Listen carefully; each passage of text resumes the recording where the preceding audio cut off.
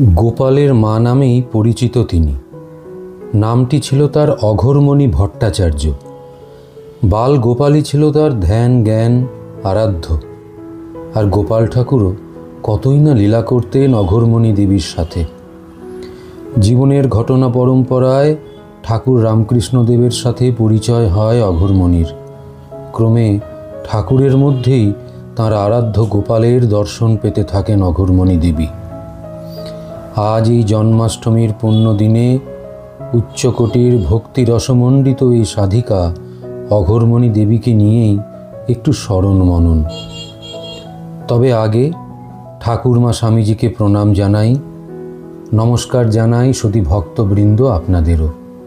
জগৎজননী মা শারদা চ্যানেলে আপনাদের সবাইকে স্বাগত। ভালো লাগলে একটু সাবস্ক্রাইব লাইক করে দেবেন, কমেন্ট করে একটু জানাবেন, উৎসাহ পাব। 1882 খ্রিস্টাব্দে কামারহাটির পল্লীর এক দরিদ্র পরিবারে জন্ম হয় অঘোরমণির। তার পিতা কাশীনাথ ভট্টাচার্য অত্যন্ত ভক্তিপরায়ণ ব্রাহ্মণ ছিলেন, পাশাপাশি ছিলেন নিরভিমান সদাচারনিষ্ঠ। সবাই তাঁকে খুব শ্রদ্ধা করতেন। সর্বসুলক্ষণাযুক্ত অঘোরমণি একটু বড় হতেই বাবা মাকে সংসারের কাজে সাহায্য করতে শুরু করলেন। খুব ভালো উপবীত অর্থাৎ পৈতে তৈরি করতে পারতেন অঘোরমণি দেবী। মায়ের নির্দেশ মতো টাকুতে সুতো কেটে তৈরি করতেন উপবীত। যখন তার বয়স 9 তখন তার পিতা উদ্যোগী হলেন তার বিবাহের জন্যে। দক্ষিণ 24 পরগনা জেলার পাইঘাটি গ্রামের এক যুবকের সাথে বিবাহ সম্পন্ন হয়ে গেল। কিন্তু ঈশ্বরের লীলা বোঝা দায়। অল্পকালের মধ্যেই তিনি স্বামীহারা হলেন। তখন তার বয়স 12 কি 13। তাঁর জীবন যে অন্য খাতে বইবে, তাই কি ঈশ্বর এইসব ঘটালেন অঘোরমণি দেবীর জীবনে? এদিকে পিতৃগৃহে পারিবারিক কলহে তার মন কিছুতেই টিকছে না। তার মন বুঁদ হয়ে থাকতে চাইত কোনো এক আধ্যাত্মিক ভাব ও রাজ্যে। নিরবচ্ছিন্ন ভগবত চিন্তায় ডুবে থাকতে চাইতেন অঘোরমণি। ইতিমধ্যেই শ্বশুরবাড়ির গুরুদেবের থেকে গোপাল মন্ত্রে দীক্ষিত হয়েছেন অঘোরমণি দেবী। এইবার সেই গোপাল ঠাকুরই তাঁকে তার কাছে আসবার সুযোগ করে দিলেন। কলকাতার পটলডাঙ্গার ধনী জমিদার শ্রী গোবিন্দচন্দ্র দত্ত কামারহাটির গঙ্গা তীরে স্থাপন করলেন এক সুদৃশ্য মন্দির। শ্রী রাধামাধবের বিগ্রহ স্থাপন করা হলো সেখানে। ওই মন্দিরের পূজারী ছিলেন আবার অঘোরমণির ভ্রাতা নীলমাধব। এই সূত্রে অঘোরমণি দেবী ওই মন্দিরে যেতেন। ক্রমশ অন্তরঙ্গতা জন্মালো ওই জমিদার পত্নীর সাথে। এদিকে জমিদার গোবিন্দচন্দ্রের মৃত্যুর পর তার পত্নী শ্রীবিগ্রহের পূজা ধ্যানেই মেতে রইলেন। ত্রিসন্ধ্যা স্নান, একসন্ধ্যা ভোজন, ভূমিতে শয়ন, ব্রত উপবাস এইসব করে পবিত্রতার সাথে দিন কাটাতে লাগলেন। তিনি লক্ষ্য করলেন তার বান্ধবী অঘোরমণির ভক্তি নিষ্ঠা। তাই তিনি ওই মন্দিরেরই দক্ষিণ দিকে একটি নির্জন কক্ষে তার থাকবার ব্যবস্থা করে দিলেন। অঘোরমণি দেবী চলে এলেন পিতৃগৃহ থেকে, ওই মন্দিরেই থাকতে শুরু করলেন। তখন তার বয়স 30। শুরু হলো অঘোরমণি দেবীর সাধনা। রাত্রি 2টোয় শয্যাত্যাগ করতেন। শৌচাদি কর্ম সমাপন করে শুরু করতেন ইষ্টের ধ্যান জপ। বেলা 8টায় ধ্যান জপ শেষ করে নিজের হাতে মন্দির পরিষ্কার, শ্রী বিগ্রহের পূজা ও ভোগ রাগাদির ব্যবস্থা করতেন। গোপাল ঠাকুরের উদ্দেশ্যে কদলীপত্রে সেই ভোগ নিবেদন করতেন তিনি। উহাই প্রসাদ রূপে গ্রহণ করে কিছুক্ষণ বিশ্রাম নিয়ে আবার সন্ধ্যায় বিগ্রহের আরাত্রিক করে ধ্যান জপ করতেন অনেক রাত পর্যন্ত। জপের শেষে কয়েকটি নাড়ু গ্রহণ করে জল খেয়ে শয়ন করতেন। এইভাবেই ভগবত চিন্তায় কাটাতে লাগলেন অঘোরমণি দেবী। দীর্ঘ 30 বছর এইভাবে কাটালেন। এইবার অঘোরমণি দেবী প্রবেশ করবেন তার জীবনের আর এক অধ্যায়ে। কামারহাটির কিছু দূরেই দক্ষিণেশ্বরে ঠাকুর রামকৃষ্ণদেবের আশ্চর্য সাধনা ও দিব্য অনুভূতির কথা তখন লোকের মুখে মুখে। ক্রমে সে সংবাদ পৌঁছে গেল অঘোরমণি ও ওই জমিদার গিন্নির কাছে। ব্যাকুল হয়ে উঠলেন তারা ঠাকুরকে দর্শনের জন্যে। শেষে 1884 খ্রিস্টাব্দের এক দুপুরে তাঁরা গেলেন ঠাকুরের কাছে। তখন অঘোরমণির বয়স 60 কি 62। গোপালভাবে বিভোর হয়ে থাকা অঘোরমণি দেবীকে দেখে ঠাকুর অত্যন্ত আনন্দিত হয়েছিলেন। পরে এক সময় বলেছিলেন, আহা, চোখ মুখের কি ভাব, ভক্তি প্রেমে যেন ভাসছে, প্রেমময় চক্ষু, নাকের তিলকটি পর্যন্ত সুন্দর। ঠাকুর রামকৃষ্ণদেবকে দর্শন করে অঘোরমণি দেবী এবং জমিদার গিন্নি ঠাকুরকে আমন্ত্রণ জানালেন তাঁদের ওই মন্দির দর্শনের জন্যে। কিছুদিন পরেই ঠাকুর কামারহাটির ওই ঠাকুর বাড়িতে গিয়েছিলেন এবং শ্রী বিগ্রহের সামনে আত্মহারা হয়ে কীর্তনানন্দে মেতে উঠেছিলেন এবং প্রসাদ গ্রহণ করে আবার দক্ষিণেশ্বরে ফিরে এলেন। যত দিন যেতে লাগলো অঘোরমণি দেবীর ঠাকুরের প্রতি এক দুর্জয় আকর্ষণ অনুভব করতে লাগলেন। তার কেবলই মনে হতে লাগলো ইনি বেশ লোক, যথার্থ সাধু ও ভক্ত, এবং এর নিকট পুনরায় সময় পাইলেই আসিব। এই চিন্তা প্রবল হয়ে উঠল অঘোরমণি দেবীর জীবনে। অঘোরমণি দেবী আবার একদিন এলেন ঠাকুরকে দর্শন করতে। সঙ্গে আনলেন 2-3 পয়সার দেদো সন্দেশ। সেই সন্দেশ দেখে ঠাকুর খুব খুশি হলেন। তার আগেই ঠাকুর জিজ্ঞেস করছিলেন, আমার জন্যে কি এনেছো দাও। সলজ্জভাবে সেই দেদো সন্দেশই অঘোরমণি দেবী ঠাকুরকে গ্রহণ করতে দিলেন। ঠাকুর আনন্দের সাথে গ্রহণ করলেন এবং খুব প্রশংসা করলেন। বললেন, তুমি পয়সা খরচ করে সন্দেশ আনো কেন? নারকেল নাড়ু করে রাখবে, তাই 2-1টা আসবার সময় আনবে। যা তুমি নিজের হাতে রাঁধবে, লাউ শাক, চচ্চড়ি, আলু বেগুন বড়ি দিয়ে সজনে খাঁড়ার তরকারি, তাই নিয়ে আসবে। তোমার হাতের রান্না খেতে বড় স্বাদ হয়। অঘোরমণি দেবী একটু অবাক হলেন। কোথাও একটু সাধুসঙ্গ করে ধর্মকর্মের কথা শুনবেন, তা না, কেবল খাই। এদিকে তিনি গরিব কাঙালিনী, তিনি এত সব খাওয়াবেন কেমন করে? এ তো বড় আশ্চর্য। এসব ভাবতে ভাবতে তিনি যখনই দক্ষিণেশ্বরের ওই দরজার বাইরে যান, তখনই আবার প্রবল আকর্ষণ অনুভব করতে থাকেন। সে কি টান! অতি কষ্টে মনকে সংযত করে তিনি কামারহাটিতে ফিরলেন। আবার কয়েকদিন পরেই ব্রাহ্মণী চচ্চড়ি হাতে করে ঠাকুরের সামনে উপস্থিত।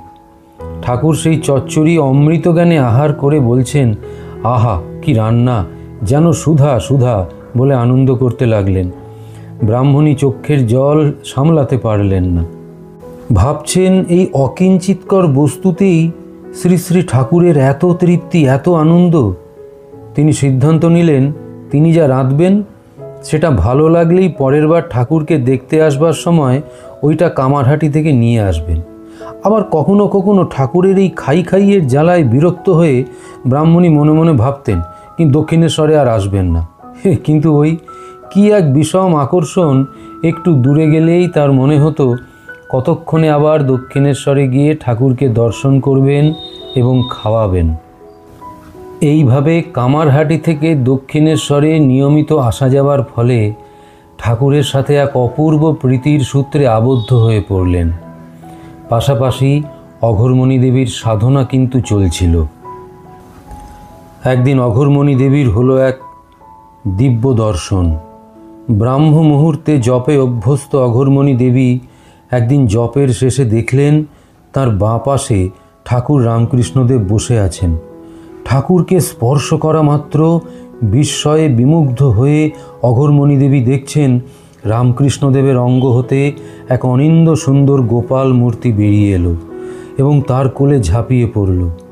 এই শুরু হলো তার সাথে গোপালের নিত্যলীলা। দিব্য দর্শনের পর আর জপ করতে পারলেন না অঘোরমণি দেবী।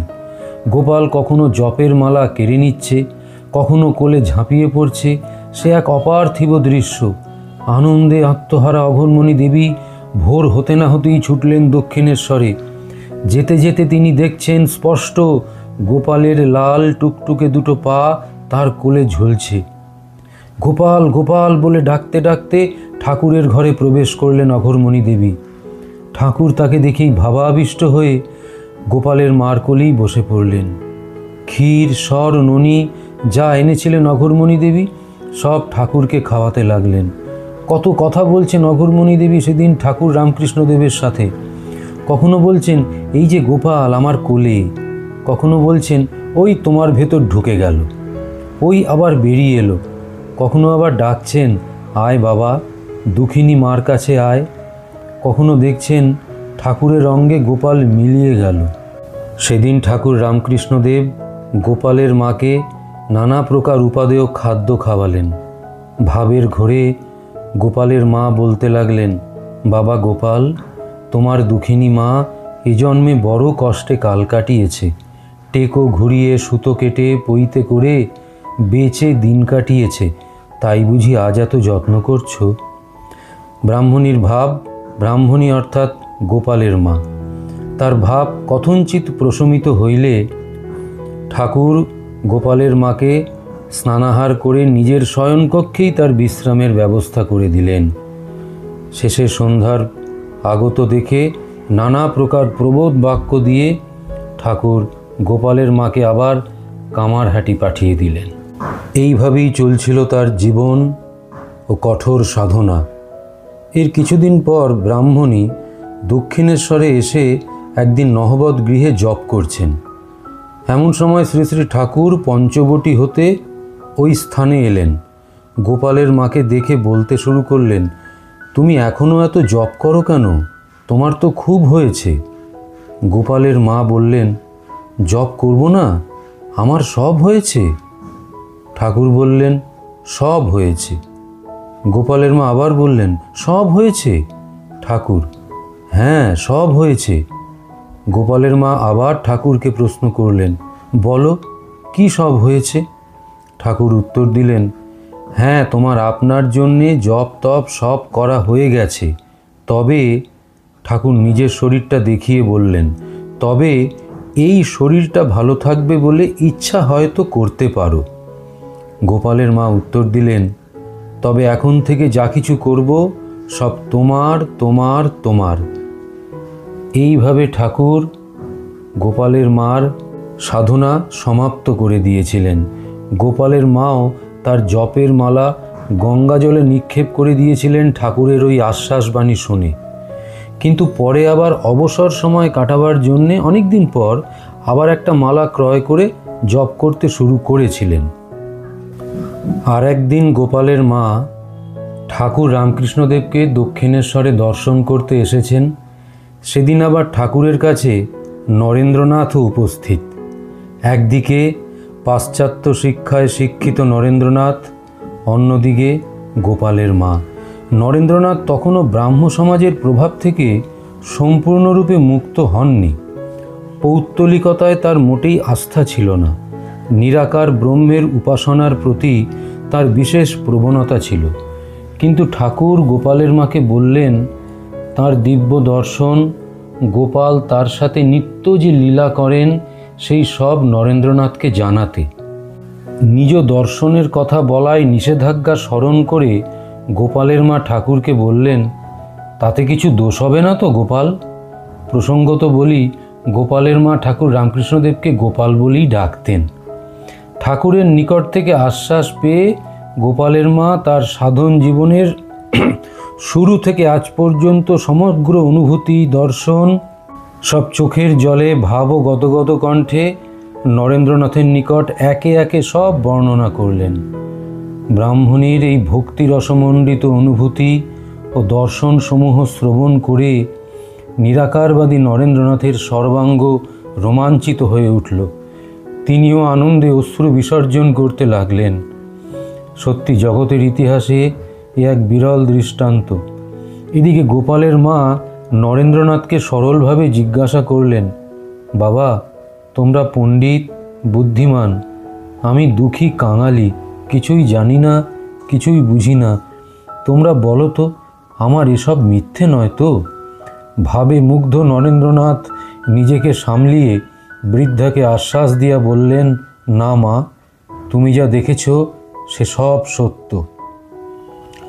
জ্বলন্ত বিশ্বাস আর প্রত্যক্ষানুভূতির নিকট মানুষের বিচার বুদ্ধি চিরকাল নতি স্বীকার করে এসেছে।